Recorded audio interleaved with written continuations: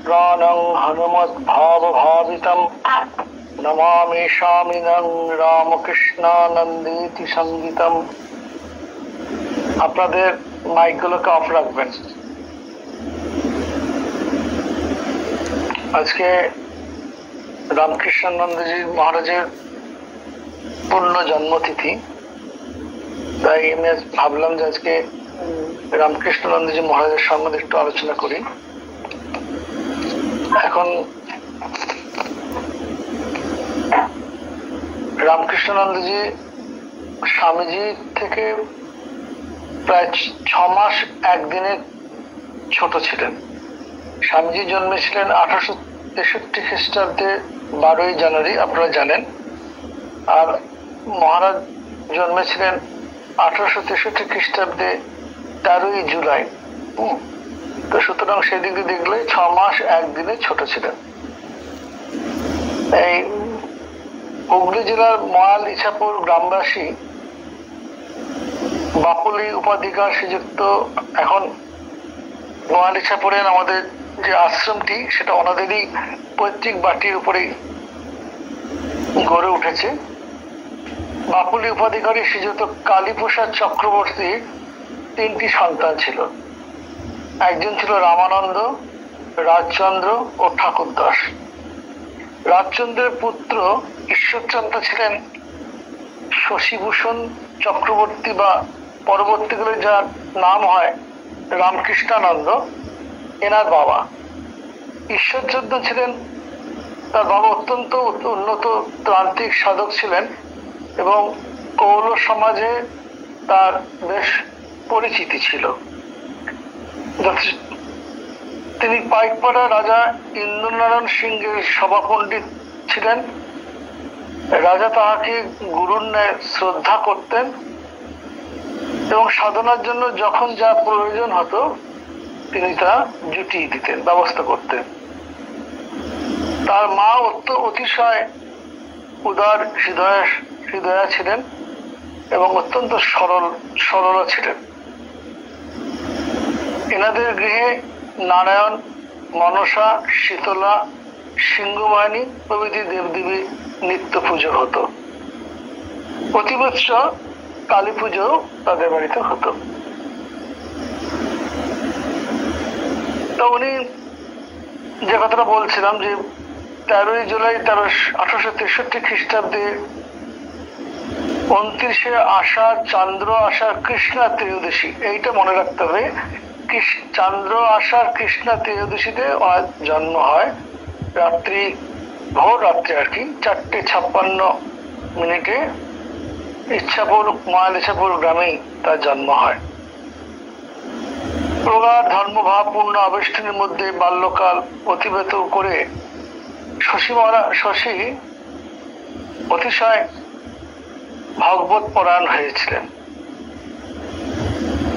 তার পূজা ইত্যাদি ছোটবেলা থেকেই অভ্যাস হয়েছিল এবং এক আসনে অষ্টপ্রহর অতিবাহিত করতে পারতেন।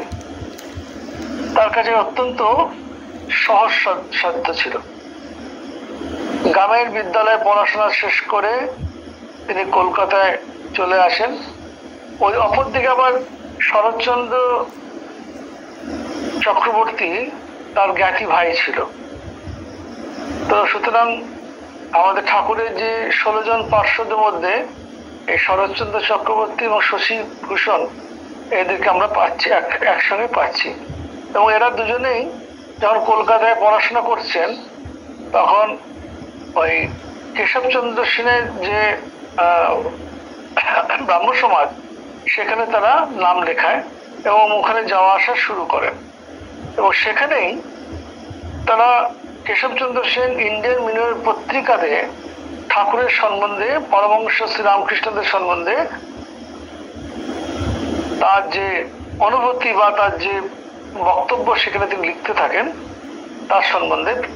এবং তখন তাদের মনে হয়, এই বন্ধুরা আলোচনা করেন যে একবার এই পরমহংসদেবকে দর্শন করতে যেতে হবে। সেই মতো 1883 খ্রিস্টাব্দের অক্টোবর মাসে দক্ষিণেশ্বরে গিয়ে তারা ঠাকুরকে দর্শন করেন। এবং যুবকদিগকে শ্রীরামকৃষ্ণদেব অতি সমাদরে তাদেরকে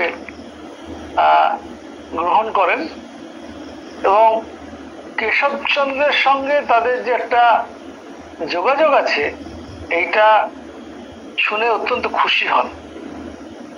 শশীকে ঠাকুর জিজ্ঞাসা করছেন, তোমার কোনটা ভালো লাগে গো, সাকার না নিরাকার? তখন বলছে, আমি দেবতাকে দর্শন দেখিনি, তা ঈশ্বর আমার ঈশ্বর, তার যে বক্তব্য ছিল ঈশ্বর আছেন কিনা তাই জানি না, তার আবার সাকার নিরাকার। ঠাকুরের তার এই নির্ভীক এবং চটজলদির উত্তরে অত্যন্ত খুশি হয়েছিলেন। বাপ মা বলছেন যে বাপ মা আজকাল ছেলেরা যে পড়াশোনা শেষ না হতে হতে বিয়ে দিয়ে দেয়, যখন স্কুল কলেজ ছেলে কমপ্লিট করে শেষ করে যখন বেরিয়ে আসে তখন তারা 3-4টে ছেলে মেয়ের বাবা হয়ে যায়। তখন পরিবারের ভার গ্রহণ করবে, ভার পোষণ জন্য চাকরির সন্ধানে করবে না আধ্যাত্মিক করবে, তখন সেদিকে তাদের ছুটতে হয়। তা বিদায়কালে ঠাকুর শশীকে, ঠাকুর যেটা সদা সর্বদাই করতেন, বললেন যে আবার এসো, এই ঠাকুরের অমোঘ আমন্ত্রণ থাকতো, এবার কিন্তু একলা এসো, কারণ ঠাকুর বলে দিচ্ছেন ধর্মের সাধন অত্যন্ত গোপনীয়, প্রথম দিনই ঠাকুর শশীদের মন জয় করে নিয়েছিলেন। এই আকর্ষণের ফলে তিনি কলেজের ছুটির দিনে দক্ষিণেশ্বরে গিয়ে ঠাকুরের সঙ্গ করতেন এবং তার যে কথামৃত সেটি বসে বসে পান করতেন, মনোযোগ দিয়ে শুনতেন। ক্রমে সুযোগ বুঝে ঠাকুর তার নিকট স্বীয় স্বরূপ প্রকটিত করেছিলেন, তার হৃদয়ে মন চিরতরে এক উচ্চ স্তরে তুলে দিয়েছিলেন।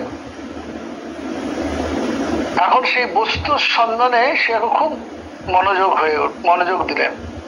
একদিন সেই বস্তুর সন্ধানে তিনি যখন দক্ষিণেশ্বরে খুব দ্রুত পদে ছুটে যাচ্ছেন, সেদিন তার মধ্যে একটা ফিলিংস হয়েছে। তখন ঠাকুর তার সামনে দাঁড়িয়ে বলছেন, তুই যাকে খুঁজছিস তা সব এইখানে, সে এই, মানে তুই যা খুঁজছিস তার সবকিছু এখানেই এবারে আছে। তখন তিনি থমকে দাঁড়ালেন এবং ঠাকুরের দিকে তাকিয়ে দেখলেন যে ঠাকুরের সেই সদা আনন্দময় ঠাকুরের প্রতি দেখলেন যে ঠাকুরের জীবনে একমাত্র জ্ঞেয় বস্তু, এটা তিনি বুঝলেন। আর সব অনুসন্ধান এই বৃহৎ অনুসন্ধানের রূপান্তর মাত্র। দক্ষিণেশ্বরে যাওয়ার ফলে শশী ক্রমশই নরেন্দ্রাদি যুবকদের সঙ্গে তার পরিচয় হয় এবং নরেন্দ্রের সঙ্গে যার একবার বন্ধুত্ব হবে সে তার আকর্ষণ পড়বে। তো নরেন্দ্র একবার বলেছিলেন যে সুফি কাব্যের খুব প্রশংসা করেন। তখন তিনি ঠিক করেন আমাকেও সুফি ভাষা শিখতে হবে, সুফি কাব্য পড়তে হবে এবং তার জন্য ফরাসি ভাষা শিখতে হবে। তখন ফরাসি ভাষা শেখা শুরু করে দিলেন। একদিন দক্ষিণেশ্বর কালীবাড়িতে এত মনোযোগ সহকারে তিনি ফরাসি ভাষা আয়ত্ত করছিলেন যে ঠাকুর তাকে 3বার ডেকেছিলেন, তিনবার, কিন্তু সেই ডাক তার কানে পৌঁছায়নি। যখন তিনি ঠাকুরের কাছে এলেন পরে, ঠাকুর তাকে বলছেন যে তুই কি করছিলিস? তখন বললেন যে আমি এরকম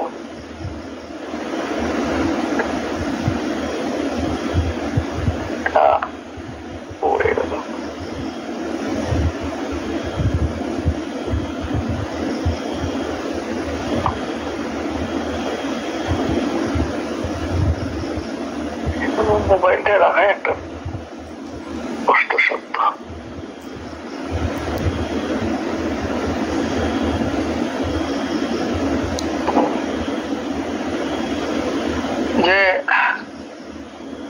তোকে এতবার ডাকলাম, তুই কি করছিস? তখন বললেন যে যে নিবষ্টি মনে ফরাসি ভাষা আয়ত্ত করছিলাম। তখন ঠাকুর বললেন, দেখ, অপরাবিদ্যা জানতে গিয়ে যদি পরাবিদ্যার প্রতি উদাসীন হয়ে যাস বা বিদ্যা ভুলে যাস, তো হৃদয় ভক্তিহীন হয়ে যাবে। তখন ঠাকুরের সেই কথাতে তিনি ফরাসি বিদ্যা শেখা বন্ধ করে দিলেন, আর এগুলো না সেই বিদ্যা শেখাটা। ঠাকুরের যখন গলরোগ হয়েছিল এবং ঠাকুরকে যখন শ্যামপুকুর বাটিতে আনা হলো এবং ঠাকুরের পথ্যাদি তৈরি এবং ঠাকুরকে দেখাশোনা,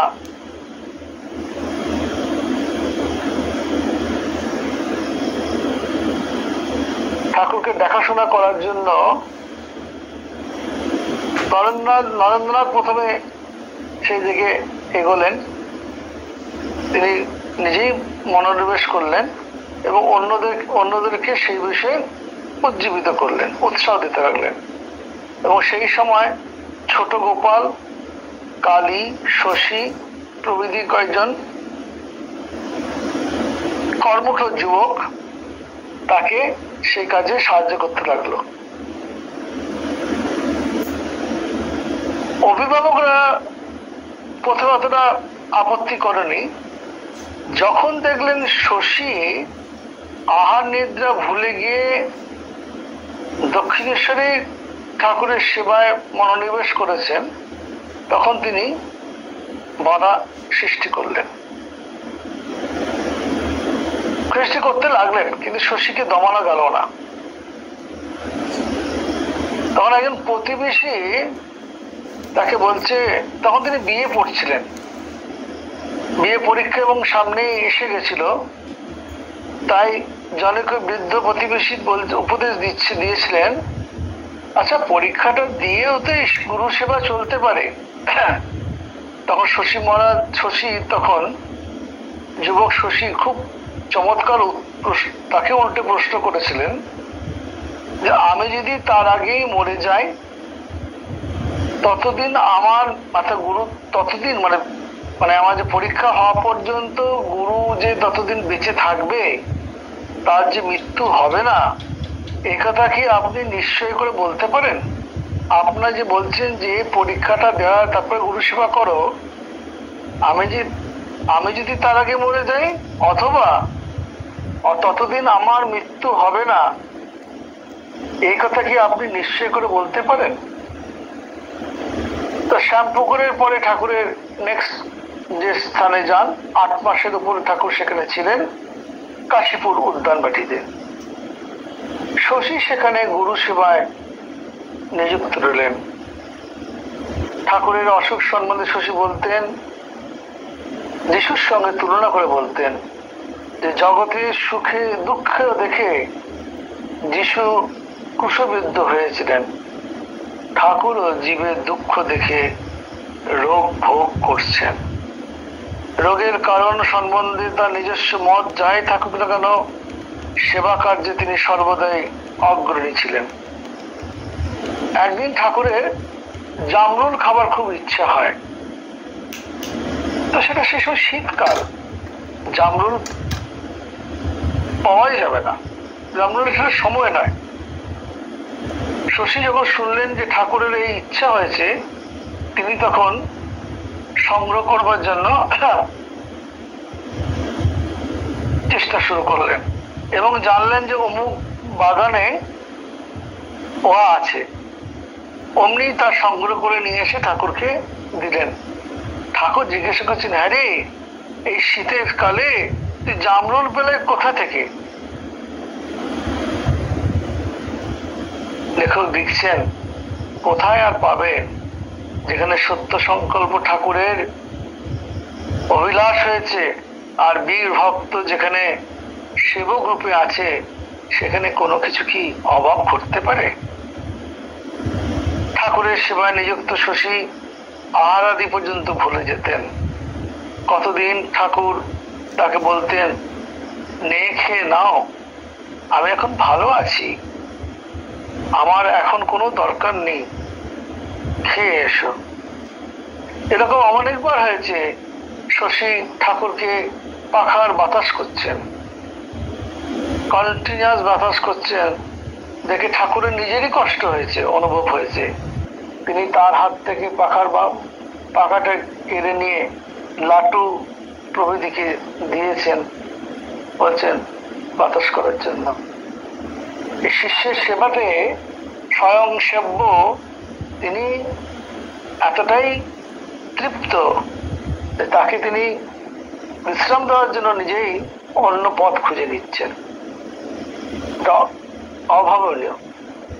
তো দেহত্যাগের পূর্বে একদিন শশীকে তিনি স্নেহ বিগলিতের সাথে বললেন, দেখ তোরা এই সেবা করছিস বলে আমার সেবা করে আমাকে বেঁধে রেখেছিস, তোরা যদি আমি বলিস তাহলে একবার সেই জায়গাটা ঘুরে আসি, অর্থাৎ সেখানটা দেখে আসি। অর্থাৎ ঠাকুরের যে লীলা সংবরণ করবেন তার জন্য বার্তা তিনি দিয়ে দিচ্ছেন, সময় হয়ে এসছে। যে ভক্তের আকর্ষণেই তাকে মর্তধামে বাস করতে হচ্ছে, তারাই ধরে রেখেছে। ঠাকুরের সেবায় শশী এতখানি মগ্ন থাকতেন এবং ঠাকুরকে কতখানি আপনার বলে গ্রহণ করেছিলেন তার শেষ দিন নিদারুণ একটা ঘটনাটি আমাদেরকে স্পষ্ট দেখিয়ে দেয়। সেই রাত্রিতে ঠাকুর সাধারণ আহার অপেক্ষা একটু বেশি আহার করেছিলেন এবং শশী তা ঠাকুরকে খাইয়ে দিয়েছিলেন।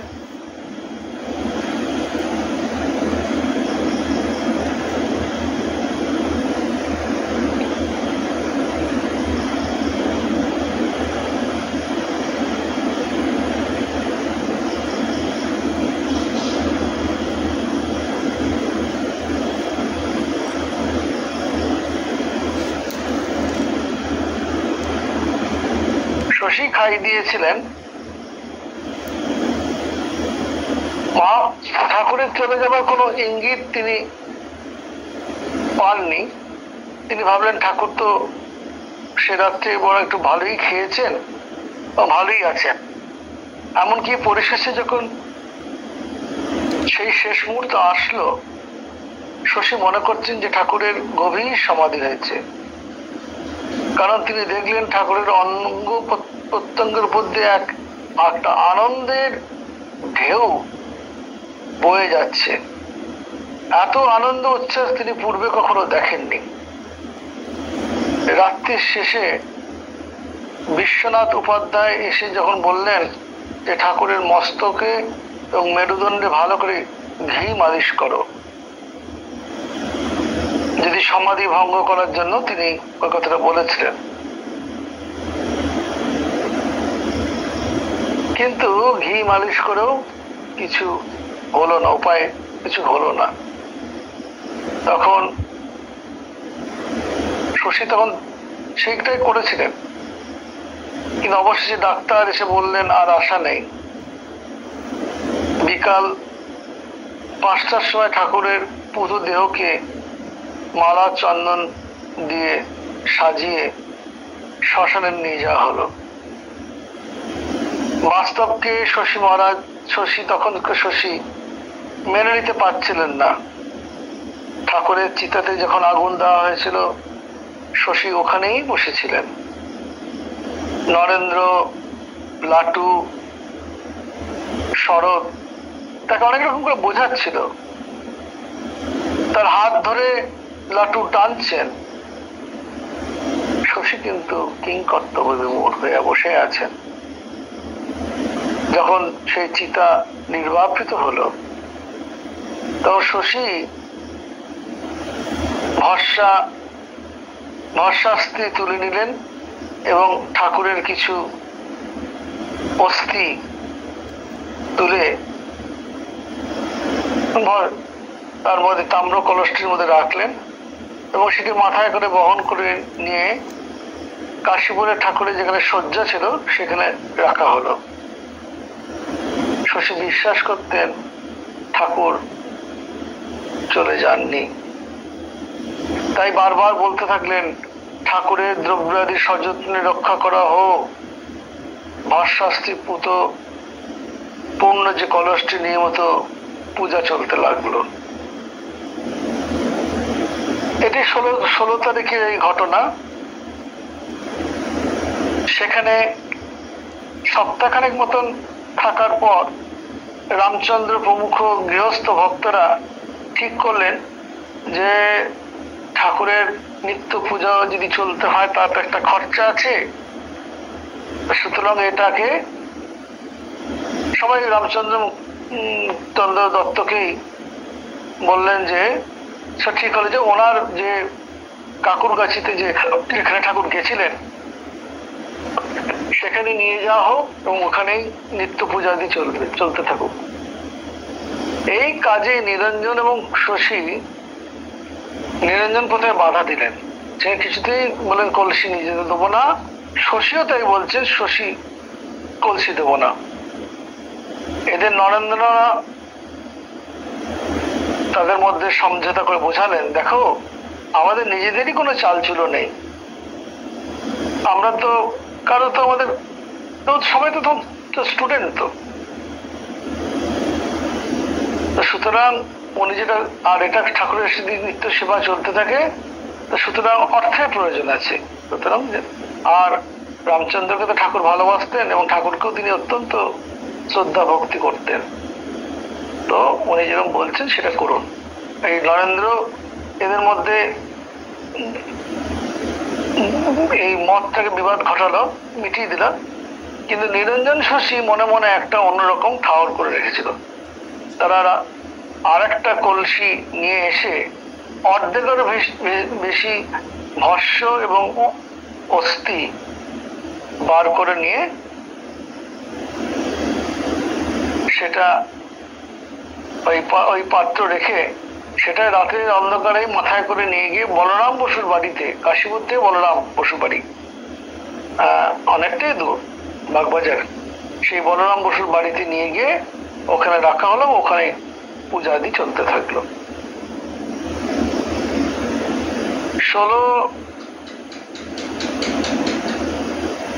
1 সপ্তাহ পরে যেটা বলা হয়েছিল, 23 তারিখে 23শে আগস্ট জন্মাষ্টমীর দিন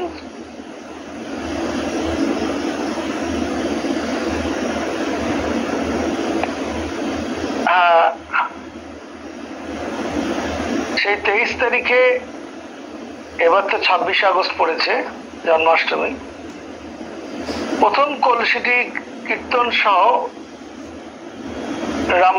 রামবাবুর বাড়ি, ওটা তো হেদুয়াতেই ছিল তার বাড়ি, সেখান থেকে ওইটাকে নিয়ে গিয়ে যাওয়া হলো কাশীপুর এই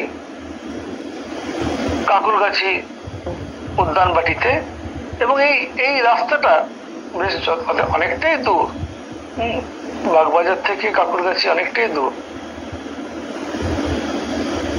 বাগবাজার বলছি হেদুয়ার ওখান থেকে, তার যে বাড়িটা ছিল হেদুয়ার, নরেন্দ্রনাথের বাড়ির কাছাকাছি, তো ওইখান থেকে অনেকটা দূর। এই অতটা পথ, অধিকাংশই পথই শশী মাথায় করে ওই কলসটিকে বয়ে নিয়ে গেছিলেন। এবং অবশেষে কাকুরগাছিতে যথোচিত পূজা করার পর ওনাকে যখন ওই মাটিতে সমাহিত করা হচ্ছিল, গর্ত করা হয়েছে, মাটিতে বসিয়ে দিয়ে তারপর যখন মাটি ঢালা হচ্ছিল, তখন শশী আর থেমে থাকতে পারলেন না, তিনি কেঁদে উঠলেন, বললেন, ওগো তোমরা আস্তে আস্তে মাটি দাও, ঠাকুরের গায়ে বড় লাগছে। শশীর এই কথাতে উপস্থিত সকল ভক্তের চোখে জল আসলো। তাই তো ঠাকুর যে সদা বিদ্যমান, সদা সচেতন।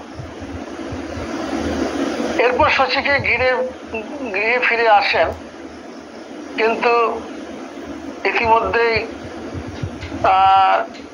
শ্রী রামকৃষ্ণদেব তার সন্তানরা এদিক ওদিক ঘোরাঘুরি করছে দেখে তিনি তার শিষ্যকে স্বপ্ন দিয়ে বলেন, তুই যেরকম কাশীপুরে বাড়ির জন্য টাকা দিচ্ছিলিস সেরকম একটা মাথা গোজার ওদের জায়গা ব্যবস্থা কর।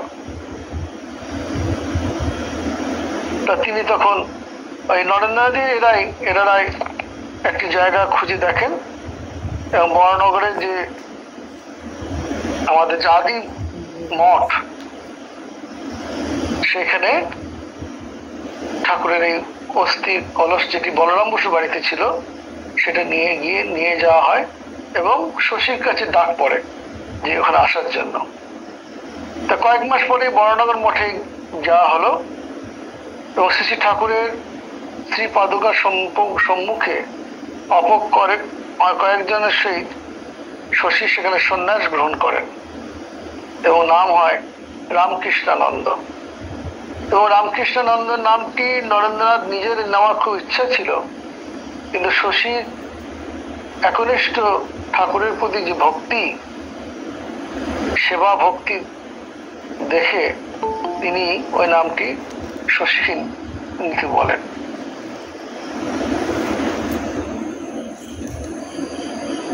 বরানগরে আসার পর শশী মহারাজ নিত্য শ্রীগুরুর পূজাদি করতেন এবং যেমন সকলের গভীর ভক্তিভাব জাগাতেন, অপরদিকে তেমনি তার কায়িক সুখ স্বাচ্ছন্দ্যের প্রতি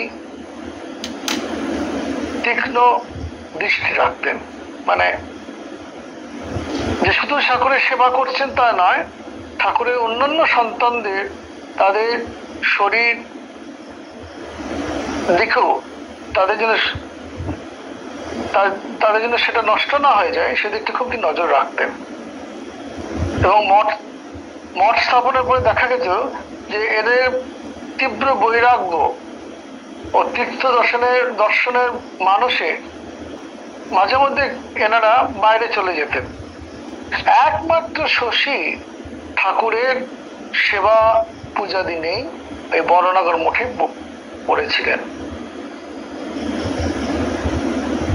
তো একদিন একটা ঘটনা ঘটেছিল যে 4 জন সন্ন্যাসী ভিক্ষায় বেরিয়েছিল দুপুর বেলায়, খালি হাতে সকলেই ফিরেছিল, কিচ্ছু নেই।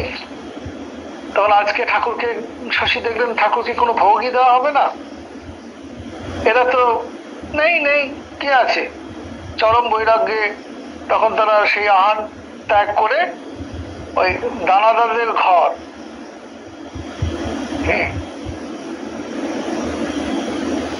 কীর্তনে মেতে উঠলেন, কালীর ঘটে আর কি। শশী মহারাজ অত্যন্ত ভাবনায় পড়লেন, ঠাকুরের ভোগ হবে না, নিজেই বেরিয়ে গেলেন। একটা বাড়িতে গেলেন, সেখানের বাড়ির সকলেই এই মঠের বিরোধী।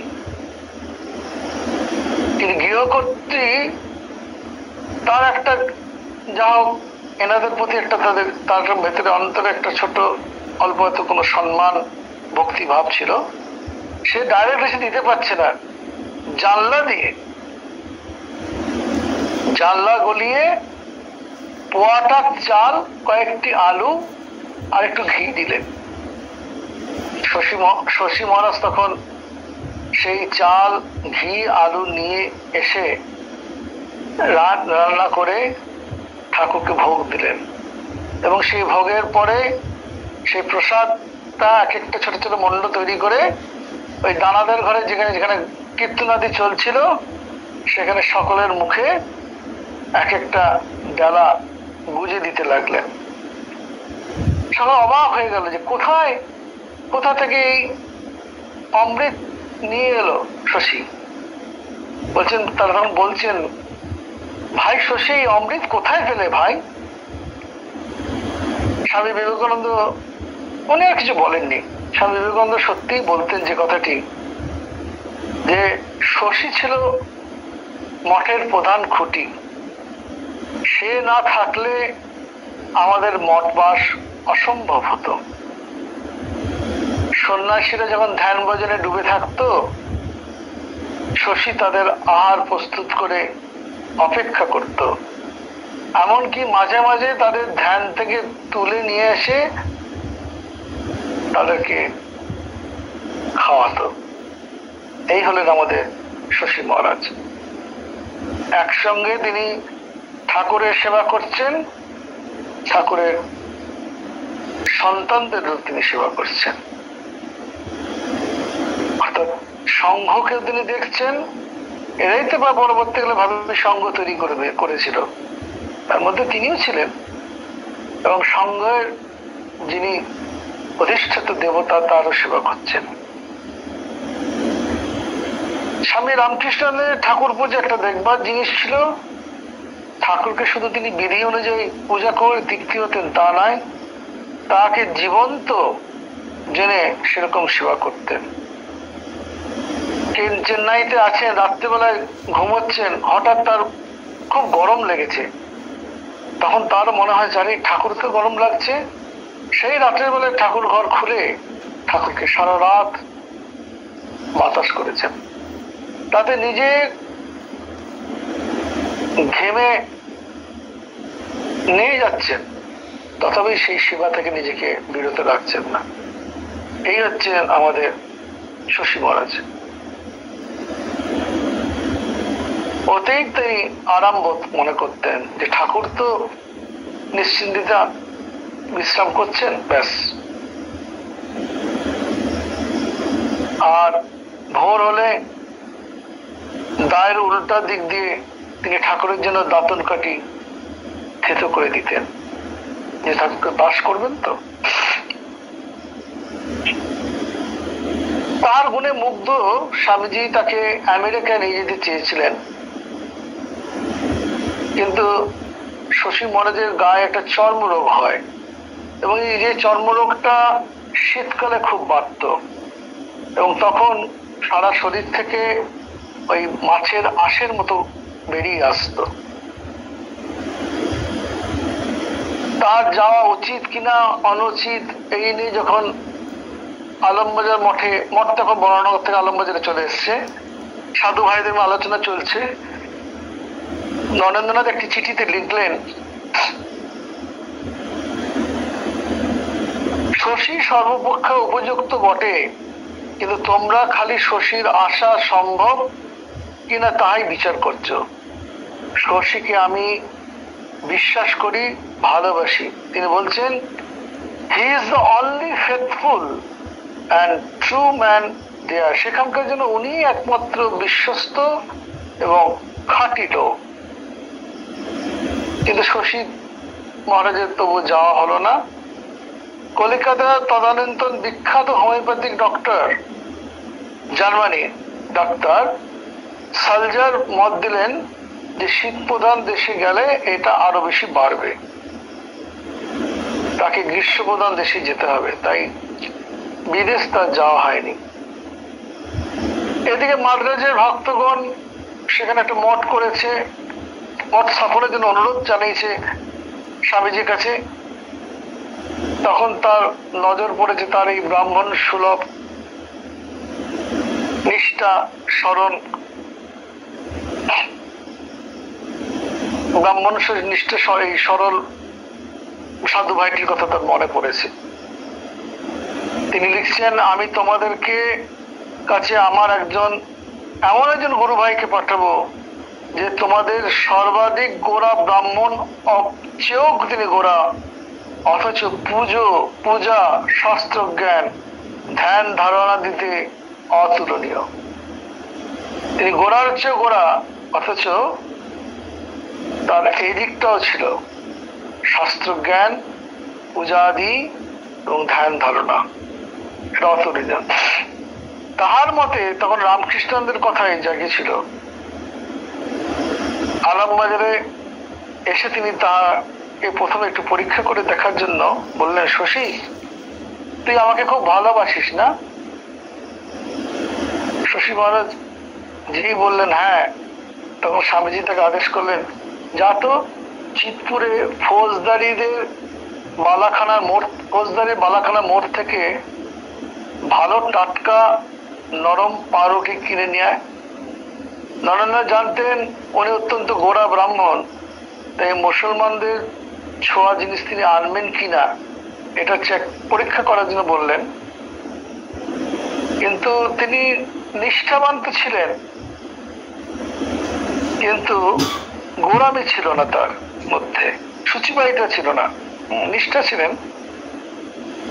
এছাড়া তাদের নেতার আদেশ, নরেন্দ্রনাথের আদেশ, স্বামীজির আদেশ, সেটা কি করে প্রত্যাখ্যান করবেন? তিনি পাউরুটি কিনে নিয়ে আসলেন। তখন স্বামীজি বলছেন, ভাই তোমাকে কিন্তু মাদ্রাজে যেতে হবে। তার নির্দেশ পালনে তৎপর দেখে নরেন্দ্রনাথ আর একটু দেরি করলেন না, বললেন তোমাকে ভাই মাদ্রাজে যেতে হবে। তিনিও বিরক্ত না করে মাদ্রাজে যাওয়ার জন্য প্রস্তুত হলেন। 1897 খ্রিস্টাব্দে মার্চ মাসের শেষে জাহাজে করে স্বামী সদানন্দের সঙ্গে তিনি মাদ্রাজে পৌঁছলেন। মাদ্রাজে আসার সঙ্গে সঙ্গে তিনি শ্রী শ্রী ঠাকুরের পট স্থাপন পূর্বক পূজা দিয়ে আরম্ভ করলেন। এছাড়া বক্তৃতা দিয়ে চলতে লাগলো। সেখানে তিনি একটা কথাই ঠিক করে নিয়েছিলেন, মন্দিরে লোক আসুক না আসুক আমি পাঠ করব, ঠাকুর শুনবেন, এই ছিল তার ভাব। তো এইটি তাই নিত্য চলতো। 1897 খ্রিস্টাব্দে মধ্যভাগে বঙ্গদেশের স্থানে স্থানে রামকৃষ্ণ মিশন দুর্ভিক্ষ সেবা কার্য আরম্ভ করলে তিনি ওই কার্যের জন্য পত্রিকায় আবেদন প্রকাশ পূর্বক ও অন্যান্য উপায়ে অর্থ সঙ্গে মন দিলেন। এইরূপে ক্রমেই তাহার কার্যক্ষেত্রে প্রসার হতে লাগলো। আবার মাদ্রাজে ইয়ং ম্যানস হিন্দু অ্যাসোসিয়েশন তিনি ধারাবাহিক যেসব বক্তৃতা দেন, সেটি ব্রহ্মবাদীন ও প্রবুদ্ধ ভারত পত্রদের প্রকাশিত হওয়ায় তিনি বিদ্বৎ সমাজে সুপরিচিত হতে লাগলেন। অধিকান্ত তার যে শাস্ত্র আলোচনা চলতে লাগলো নগরের বিভিন্ন স্থানে। এইভাবে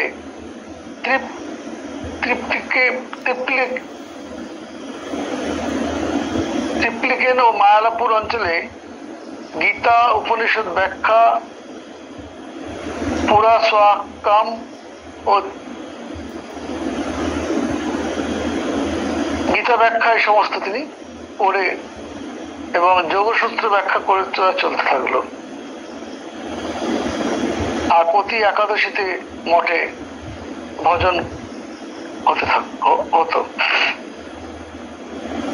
তিনি এরকম এইভাবে প্রতিকূল অবস্থার মধ্যে নিজের কার্য পরিচালনা করে যেতে লাগলেন এবং তার এই কালে চরিত্রের দৃঢ়তা সহজে উপলব্ধ যদি এবং তার এই সময় তার যে কার্যটা যদি ঠিক মতন অনুধাবন না করলে তার এই কালের চরিত্রের দৃঢ়তা সহজে উপলব্ধি করা যাবে না। একদিন কার্যান্তে ধর্মাক্ত কলেবরে মঠে ফিরে দেখলেন ঠাকুরকে ভোগ দেবার মতো কিছুই নেই। তখন গায়ের কাপড় খুলে ফেলে বদ্ধ দ্বার গৃহে রুদ্ধ অভিমানে সিংহের মতন পায়চারি করছেন আর ঠাকুরকে বলছেন, পরীক্ষা হচ্ছে আমাকে, আমি তোমায় সমুদ্রের তীর থেকে বালি এনে ভোগ দেব এবং তাই প্রসাদ খাবো। পেটে নিতে চাক না চাক আঙুল দিয়ে জোর করে ঠেলে ঠেলে প্রসাদ গলায় ঢোকাবো। ঠাকুরের দয়া সেদিন অতদূর অগ্রসর হতে হয়নি। গৃহোদ্ধারে কে যেন করাঘাত করে। তিনি দরজা খুলে দেখলেন যে ঠাকুরের ভোগের জন্য সমস্ত প্রয়োজনীয় দ্রব্য নিয়ে এক ভক্ত উপস্থিত। এরকম বর্ণাগর মঠে থাকাতেও একদিন এরকম হয়েছিল। সেদিন কিচ্ছু নেই। তখন সেদিন না নরেন্দ্রনাথের নির্দেশে সবাই ঠিক করলেন যে আজ আমরা কেউ ভিক্ষা করতে যাবো না, দেখি ঠাকুর কি করেন। তো এরকম যেটা অনেকক্ষণ সারা দিন গেল, বিকাল হয়ে গেল।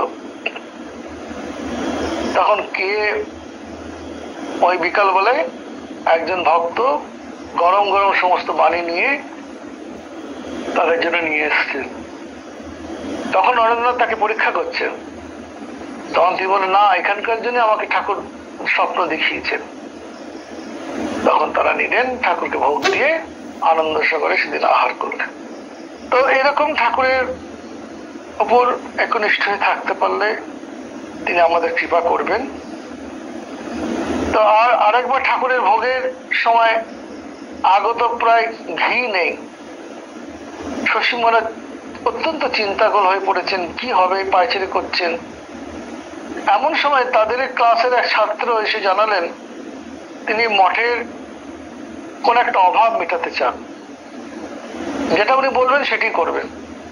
তো রামকৃষ্ণ প্রথমে অস্বীকার করলেন, কিন্তু ওই ব্যক্তির আগ্রহ দেখে তখন বললেন যে আমাদের ইমিডিয়েট যেটা দরকার আছে ঘি দরকার। ছাত্রটি সেই মাসে ওটা তো দিলেন এবং প্রতি মাসে ওটা পাঠাতে থাকলেন।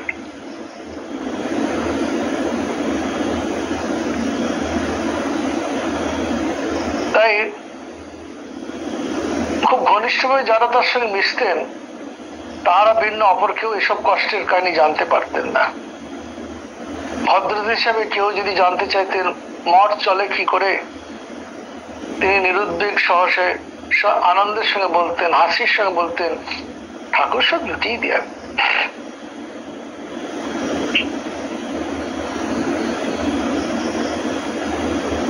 আমাদের সময় হয়ে গেছে, আর একটুখানি আমি আলোচনা করব। 1905-এ 17 ফেব্রুয়ারি মাদ্রাজে ময়লাপুর নামক পল্লীতে স্বামী রামকৃষ্ণানন্দ কর্তৃক রামকৃষ্ণ বিদ্যার্থী ভবন প্রতিষ্ঠিত হয়। উহা বর্তমানে দক্ষিণাঞ্চল এক সুবৃহৎ শিক্ষা প্রতিষ্ঠানে পরিণত হয়েছে।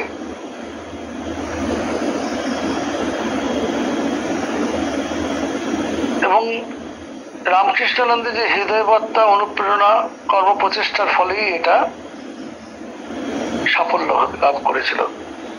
কোয়েম্বাটোরে একবার প্লেগের আক্রমণে একটি পরিবারের বয়স্ক সকলের প্রাণনাশ হয়ে কয়েকটি নিঃসহায় শিশুমাত্র অবস্থিত ছিল।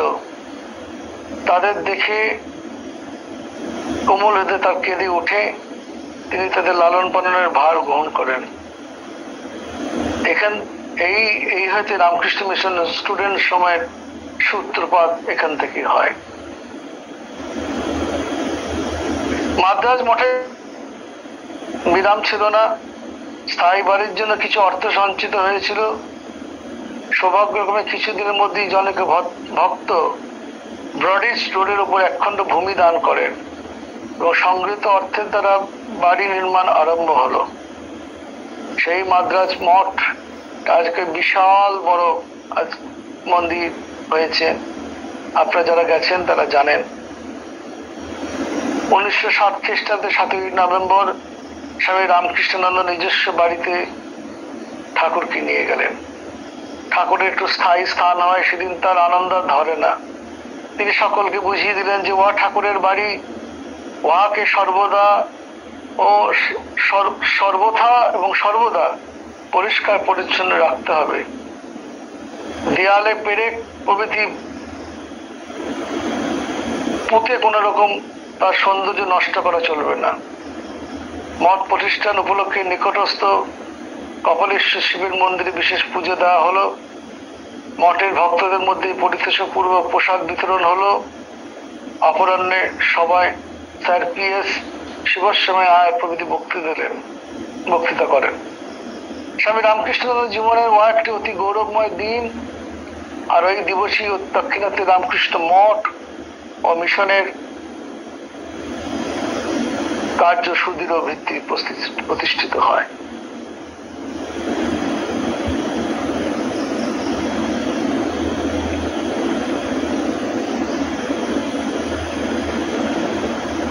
স্বামীজির দেহত্যাগের সংবাদ মাদ্রাজে পৌঁছবার পূর্বে স্বামী রামকৃষ্ণ ভীষণ হয়েছিল।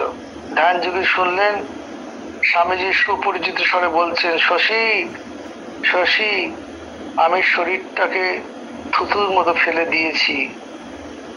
স্বামীজির অন্তর্ধানে কয়েক বছর পরে 1911 খ্রিস্টাব্দে 29 জানুয়ারি তিনি তার স্মরণে অনিত্য দৃশ্যেষু বিবিচ্য নিত্যং এই সংস্কৃত স্তবটি রচনা করেছিলেন। সেখানে তিনি তার নরহিতার্থে অবতীর্ণ নর অবতার রূপে অভিনন্দন জানিয়ে সর্বশেষে তার অমর প্রণাম মন্ত্র নমস্তে জ্যোতিরাজয় বিবেকানন্দ সুরে সচ্চিৎ সুখস্বরূপায় স্বামিনী তাপহরণে রচনা করেন। স্বামী রামকৃষ্ণের ঐকান্তিক আগ্রহ ছিল শ্রী শ্রী মা ও স্বামী ব্রহ্মানন্দের চরণস্পর্শে দক্ষিণ দেশ পবিত্র হবে, এবং তার সেই মনোবাঞ্ছা পূরণ হয়েছিল। তিনি মাকে রামনাদে নিয়ে গেছিলেন, তারপরে যেখানে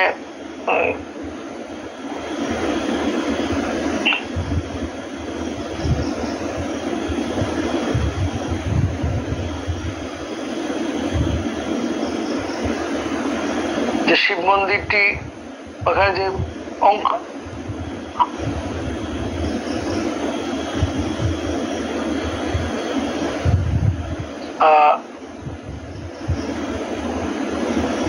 মা নিজে হাতে সেখানে 108টি সোনার বেলপাতা দিয়ে শিব পুজো করেছিলেন, এবং রামনাথের রাজা বলে দিয়েছিলেন যে মা যদি তার কোষাগার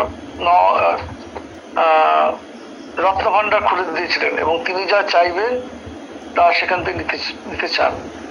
কিন্তু সর্বত্যাগী শ্রীরামকৃষ্ণের স্ত্রীও তাই, তিনিও সর্বত্যাগী, তো তিনিও তার কিছুই প্রয়োজন হয়নি। সঙ্গে রাধু ছিল, মায়ের মনের ভয় রাধু যদি কিছু চেয়ে বসে, তাই যদি বলেছিল রাধু যদি কিছু লাগেনি, মায়ের সঙ্গে থাকতে থাকে তারও মনে সেই ত্যাগের ভাবই জেগে ওঠে। তিনি বলেন আমার এগুলো কিছু দরকার না, আমার স্লেটের পেন্সিলটা ভেঙে গেছে, একটা পেন্সিল পেলেই হবে। মা অত্যন্ত খুশি হয়েছিলেন, তার জন্য পেন্সিলের ব্যবস্থা করে দিয়েছিলেন।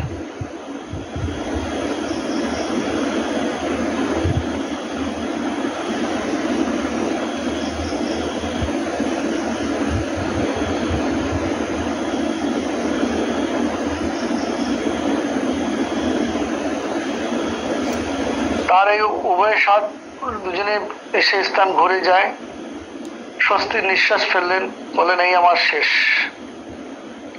এরপর তার শরীর ভেঙে যায়, ভাঙতে শুরু করে। শিশি মাথা যখন কলকাতা ফিরে আর স্বল্পকাল পরে সুসীমার শরীর ভাঙতে শুরু করে। ডাক্তার অভিমত প্রকাশ করেন যে তার দুরারোগ্য যক্ষা বা টিবি হয়েছে। 1911-র 10 জুন কলকাতা উদ্বোধন মঠে পৌঁছলে অবিলম্বে বিজ্ঞ চিকিৎসক এনে তাকে দেখানো হলো। চিকিৎসক অভিমত দিলেন শরীর 3 মাসের বেশি থাকবে না। তাকে পরীক্ষা করবার জন্য কবিরাজ দুর্গাপ্রসাদ সেন এসেছিলেন। সেন মহাশয় জিজ্ঞাসা করলেন, আপনি স্বপ্নে শ্মশান, তুলসী কানন প্রভৃতি দেখেন কি?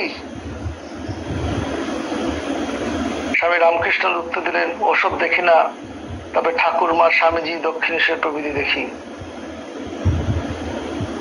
সবিষয়ে আমরা ভাবতে পারি কি উচ্চস্বরে তার মনটি বাঁধা ছিল। শরীর থেকে 2 দিন পূর্বে সকাল 8টা-9টার সময় তিনি অকস্মাৎ ব্যস্ত হয়ে সেবককে বলেন, ঠাকুরমা, স্বামীজি এসেছেন, আসন পেতে দে। সেবক কিছু না বুঝে স্তম্ভিত হলেন। শশী মহারাজ আবার বললেন, দেখতে পাচ্ছিস না ঠাকুর এসেছেন, মাদুর পেতে দে আর 3টে তাকিয়া দে। সেবক আদেশ পালন করে বললে শশী মহারাজ কোনো অদৃশ্য দৃশ্যের দিকে নির্মেষ নয়নে চেয়ে 3 বার প্রণাম করলেন এবং পরে বললেন তারা চলে গেছেন। শ্রীমতম জয়রামবাটিতে শশী মহারাজ তাকে দর্শন করতে চেয়েছিলেন, তাই স্বামী ধীরানন্দ তাকে আনতে যান, কিন্তু মা আসতে পারেননি। এই অলৌকিক সূক্ষ্ম দর্শনের কথা তিনি পরদিন পুলিন বাবুকে বলেন এবং ওই বসে একটি গান রচনায় অনুরোধ জানিয়ে গিরিশ বাবুকে গানের প্রথম পংক্তিটি বলে দেন। রজনী মহাকবি গান রচনা করে দিলেন।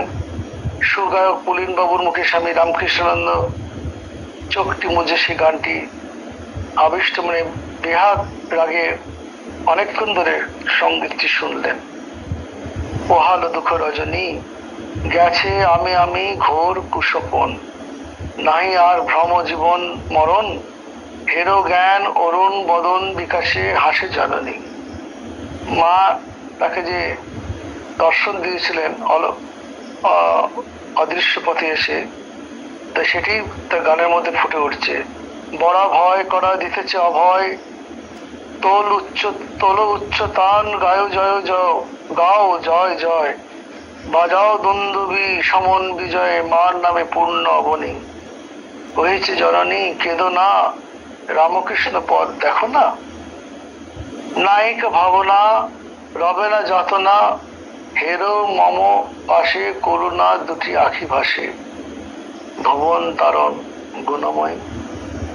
21শে আগস্ট 4টা ভাদ্র মহাসমাধির কয়েক ঘন্টা পূর্বে তিনি ঠাকুরের চরণামৃত পান করলেন। 1টার সময় তার মুখমণ্ডল আরক্তিম এবং সর্বশরীর পুলকে রোমাঞ্চিত হয়ে উঠল, মাথার চুলগুলি পর্যন্ত খাড়া হয়ে উঠল। 1:10 তিনি নশ্বর দেহ পরিত্যাগ করলেন। এই হলো শশী মহারাজের জীবনী। আমরা আসুন সকলে প্রণাম করি। ওম রামকৃষ্ণগত প্রাণং হনুমৎ ভাব ভাবিতম নমামি স্বামিনং রামকৃষ্ণানন্দেতি সংবিতম। ओम शांति शांति शांति। हरि ओम तत्सत। श्री रामकृष्णार्पणमस्तु। जय श्री गुरु महाराज जी की जय, जय महामाई की जय, जय स्वामी जी महाराज जी की जय, जय कामाख्या माई की जय, जय श्रीमंत शंकर देव माधव देव दामोदर देव की जय। হ্যাঁ দেবদাস বাবু, আপনি